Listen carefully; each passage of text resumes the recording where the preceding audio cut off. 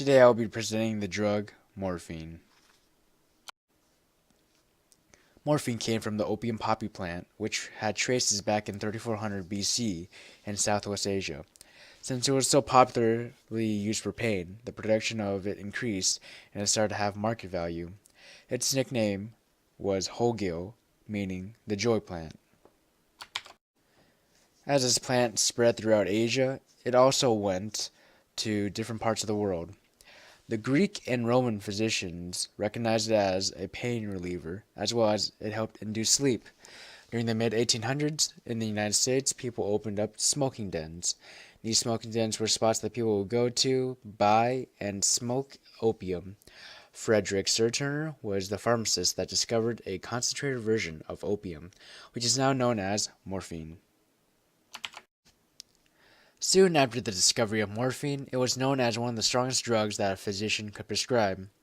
It was prescribed to people that had either severe or generalized pain. Due to its effective treatment, people easily got addicted to morphine. Other drugs that became easily addicted to at the time were heroin and codeine. It wasn't until the early 1900s that the government decided to take control of the epidemic. In 1914, the Harrison Narcotic Control Act was published in hopes to control the importation, production, and distribution of opioids. After the Harrison Narcotic Control Act was passed, patients would not be prescribed morphine unless they had only a few weeks to live. This lasted until the 1950s. It was proven that it was safe to give out opioids by the Joint Commission and the Federation of State Medical Boards and the Drug Enforcement Agency.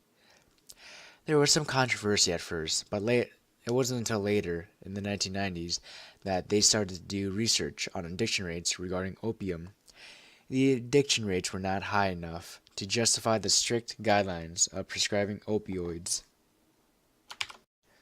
Starting in the early 2000s, there was a push to use more opioids for patients with pain. Physicians fought for an increase of prescribing opioids to patients because it improved patient care quality. The downside for the push to use more opioids were that the rate of consumption drastically rose. In 2002, the rate of consumption was 46,946 kilograms. In 2012, it made a noticeably large jump to 165,525 kilograms. When you not use morphine is when patients have respiratory depression, shock, and increased intracranial pressure. Why you would not use morphine on respiratory depression is because it controls breathing, but not perfusing. It will make the body work harder so that it can perfuse. Why it cannot be used for shock is because the body is trying to compensate for whatever it is going through. Morphine vasodilates, which increases blood flow in the body. When you are in shock, your body rushes blood to the area in need of it, and if there is too much blood, it will not be effective in bringing the body back to normal. Why you not use morphine for increased intracranial pressure is because it will also increase in cerebrospinal fluid pressure. By increasing the pressure in the spine, it may obstruct other areas in the body, causing more problems. Commonly seen on pre-hospital settings are liquid morphine. You can see them being administered via IV, IO, or IM. Other ways of administration are subcutaneously. How this is administered is by tablet or capsule. Tablets and capsules are less effective than the other routes because it is slower acting and does not last as long. You can see tablets or capsules when patients had just gone through surgery or patients getting diagnosed with chronic pain. Prolonged exposure will increase risk of addiction.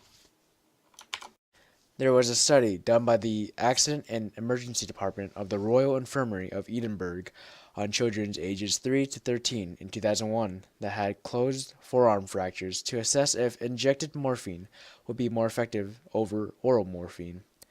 There were 47 subjects total. 25 subjects were given morphine via injection, and 22 were given morphine orally. After all the data was collected, the results showed that both methods significantly reduced pain. The test results were conducted 10 minutes and 60 minutes after initial administration. The difference in the two was that the morphine that was injected had faster onset and it lasted longer than oral administration. The conclusion of the study was that giving morphine via injection is more effective and should be used more for patients that have experienced trauma and have pain from it. The other conclusion was that children seem to be more anxious when receiving the injection. So if the caregiver is not confident with giving morphine via injection, it is better to give it orally to children. Morphine has been used for thousands of years because of how effective it is with controlling pain. There have been many studies done in adults and children showing that drastic decrease in pain when administered. Though there may be downsides due to opioid abuse and addiction, if used correctly, it can change lives as well as the quality of care.